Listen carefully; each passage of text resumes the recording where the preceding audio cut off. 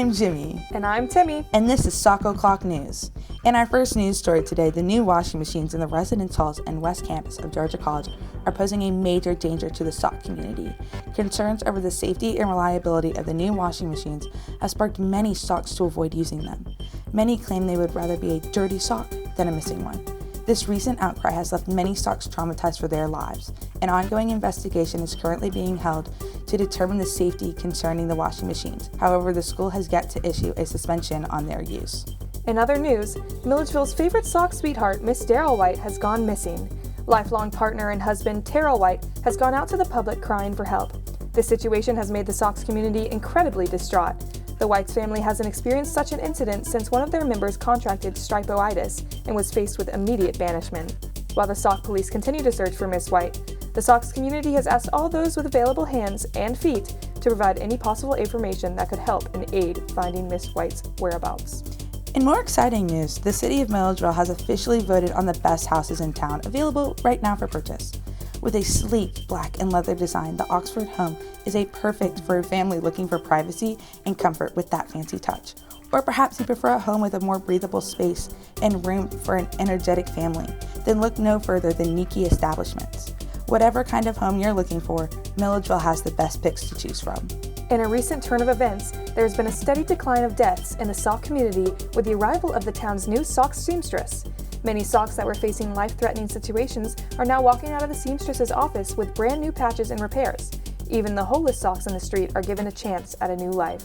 The seamstress's services are provided free to the sock community and thanks to the contribution from the city of Milledgeville.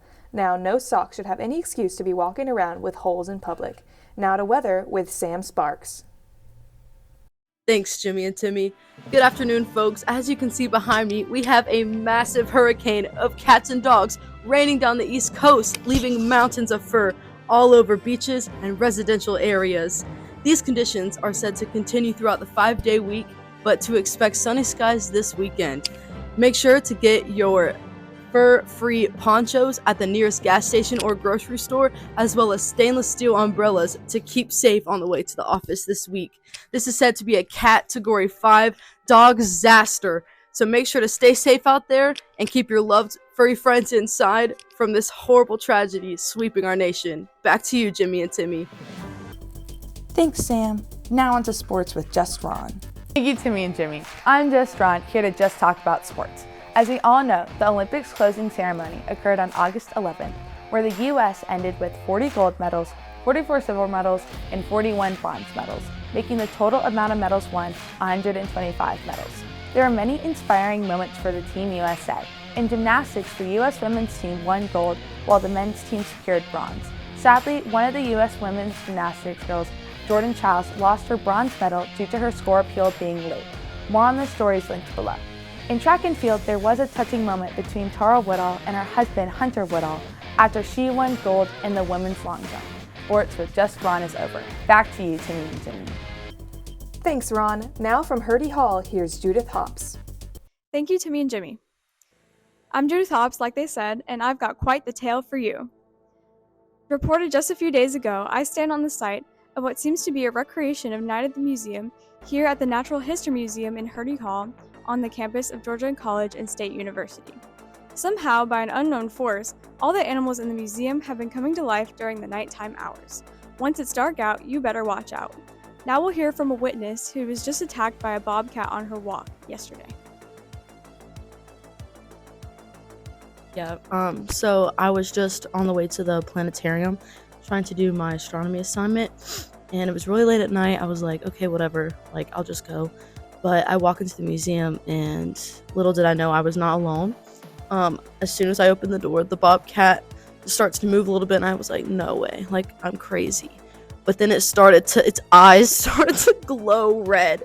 So I just want to say to the Georgia College Science Department, please fix this issue so that students have the freedom to complete their assignments in safety. Thank you. Now back to you, Timmy and Jimmy. Thanks, Judith.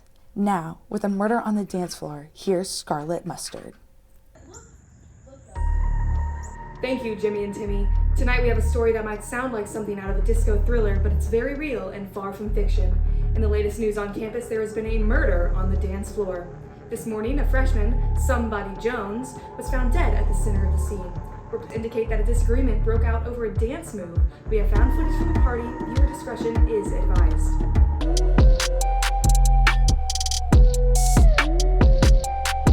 Yeah, it's just really devastating. Sam was one of my best friends, and we were on the dance floor, and then suddenly he's just on the ground and dead, and we took his pulse, and he was gone. So as much as we'd love to dance the night away, let's remember to keep it safe. I'm Scarlett Mustard. Back to you, Jimmy and Timmy. Thanks, Scarlett. I'm Jimmy. And I'm Timmy, and this has been Sock O'Clock News. Make sure to tune in next week where we focus on the sock market crash.